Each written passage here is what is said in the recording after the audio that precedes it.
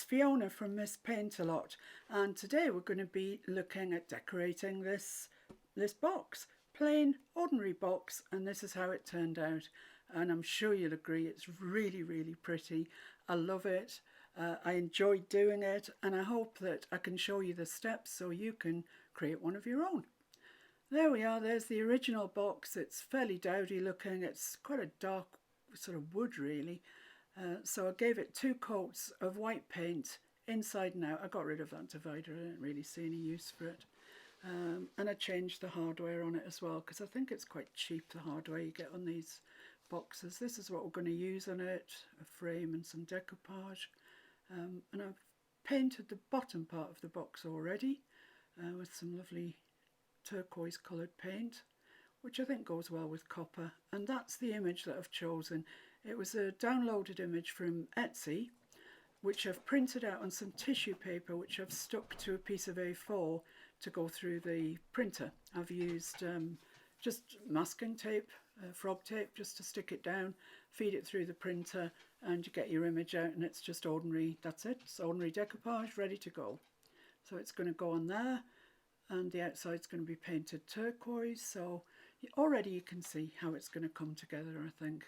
It looks really, it's going to look nice. I love that image, I really love it. I've had it a few years now and used it quite a lot actually. So that's going to go there. This is the frame that I'm going to use for it. It's just a cheap wooden frame. That's the back of it. You can see what it looked like before I painted it. I painted it in a very black chalk paint, and then I stippled the size on and put this leaf on, which you see is, it's various colours actually. It's got some gold and some copper in, and it looks gorgeous. Really catches the light, and you can still see some of the black through it, which I really like. I like that effect. So we need to get painting. So I've made a little mask to keep the central part white, which is needed for the decoupage. You need to decoupage onto a light colour, otherwise you just lose your colours in your tissue paper. So that's the mask on, so let's apply the paint. I'm probably going to need a couple of coats, I would say. And I'm just checking my frame, all is well. So let's get going with this chalk paint. Get some on the lid to match the bottom. The bottom actually had 2 coats as well, so I am expecting this to need 2 coats going over that the white paint that's there. It's a good idea to use a mask if you can. It only takes a couple of seconds to cut it out, and it just makes your painting so much quicker, and you know that you're not going to go into the area that you're going to decoupage. So that's 1 coat. I'm going to give it a quick dry, but I know it's going to dry patchy, and it's going to need another coat over the top of that to give us good coverage. Being chalk paint, it dries very, very quickly, and it applies very quickly as well. I mean, obviously this is speeded up, I didn't apply it at this speed, but it is quick to apply. I'm just showing you there the modelling paste that I'm going to be using in a second. Once I've got this all dried up, I can remove that now, dry the chalk paint up, and then we'll be finished painting. This is just showing you the experiments I had trying to get a good copper. And eventually I settled on, well, obviously the one that I used, but I've got quite a lot of coppers and I just couldn't get the right one. This is high density modelling paste. It's PBO product. I'm applying it through a little harlequin stencil just to give me some pattern on the for the raised stencil, and you can see I'm using a palette knife just to apply it, and I'm relocating the stencil as I go into the last row that I've done, and it locks in very nicely, and I'm just wiping some of the tiny bits that I've got there. I don't want it complete coverage. I want to leave some bits blank, but actually I've probably covered more than I intended, but it looks fine. So there we are. Now then, that's the end of the modelling paste. think I'm just showing you what the paints that I've used. I did and thought about using another colour paint in with that, a darker blue, but I like just the turquoise. By the time you get the copper in and everything else, I think it's fussy enough. I don't think it needed another colour in there. Although you could if that's what you want to do, you know. So now I'm replacing, I've dried the modelling paste and I'm replacing the stencil over it again. I'm locking it onto those raised bits and I'm going to paint over with copper. Now you'd wonder why I'm not just adding the copper to the modelling paste, but I just couldn't get a good colour with it. It was just stripping all the metallic out of it. So this was the best way I could find to put the modelling paste on, then reapply the stencil over the top and paint it with copper, and that way you retain that lovely metallic sparkly shine to your metallic paint. So just all around, everywhere where you've put the modelling paste, just, you don't have to be exact. You know, some of these diamonds have got just little bits of modelling paste in. You know, don't feel that you have to just be so exact. Just make sure the modelling paste covered, that's all. And if you go over onto the box, it's not the end of the world. Nobody will ever notice it, I can promise you. So we're nearly finished that section now, and we'll have to dry that the copper paint a little bit. There's quite a lot of drying in this because there's quite a lot of processes.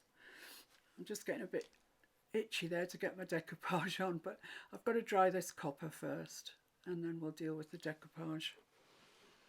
It's looking pretty already. I think the turquoise goes particularly well with the copper because it's the colour of the patina.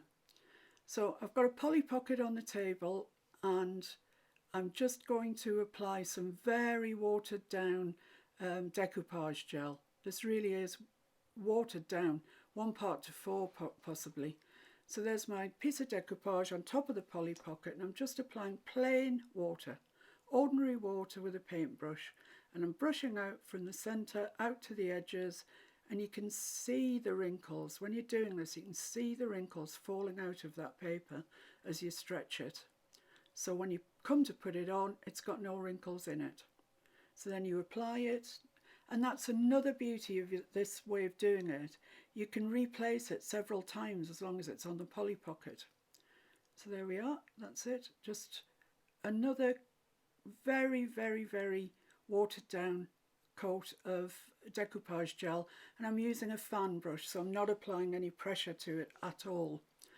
Now when you dry this, you'll see that it sort of sinks into the wood. It becomes part of it. It's a really excellent way of decoupaging. And that's where my frame's going to go, and I'm going to apply it with Aleene's Super Tacky glue, which I've found to be really good. And I'm showing you there the size. That's the size I'm going to use for the gilding round the side. And I'm applying the size through a tiny bit of stencil waste with a sponge, and I'm doing that because I don't want a solid line around the edge, and it needs time to go off the size. So that's why I've put that on now. Now I'm coming back to apply the frame around the decoupage, just to allow the size time to tack up. Don't try and apply gilding with ordinary glue, it won't work. You need proper size. I use Polyvine, but you know, anything that says size for metal leaf will do. So I'm applying my Aleene's Super Tacky glue, just over applying it, I think, and then I'm just going to stick it on, make sure it's central, and you've covered all your decoupage. I think I just need a little bit more there. I wiped too much off. That's it. So it's applied, and after I've finished this video, I'm going to apply a weight to the top of the box, just to make sure that it's got full contact and it's never going to pop off. So I'm going to apply my leaf now, and I'm using a firm brush. It's actually a brush that I've cut down, so it's really quite firm. So you apply it over the size, keep running your fingers back over it, and if you can feel anything tacky, apply a bit of leaf over it. because the idea is that you need to cover all of the size. And then you take your firm brush and you brush it off. And as you can see, we've still got bits of the turquoise showing through, which was what our intention was all along. So I'm just going to carry on, cover the other 3 edges with leaf. Keep running your fingers over it, make sure that you can't feel anything tacky, and as I say, if you can, stick a bit of leaf on it. So there we are, that's the other 3 edges done, and then you take your brush, just checking once more for tack, but there isn't any, so just take your firm brush, brush it off. Don't over brush at this stage. Be firm, but not overly firm, because if you're really firm, you will sort of take the shine off it somewhat, because it's not proper metal, you know, it's pretend. So that's me just collecting my spare bits up, save them for another day, for another project, and that's pretty much it really. That's the top of our box done. I'm going to replace the hinges with some better ones there that you can see, and a catch that's a bit nicer than the one it's got on. I'm going to apply some little feet to it, just to elevate it. And I'm thinking here, do I want to apply some ribbon? I might not. I'm going to think about it, I think, for a little while and see if I think it's going to look better with it or without. So that's it. That's the turquoise chalk paint. That's our modelling paste. That's our stencil. The decoupage you can see. I'm still toying with the idea of putting this ribbon on and a bit of braid. I don't know. We'll see at the end what I've decided anyway. But that's pretty much it. And I think you'll agree it looks very pretty.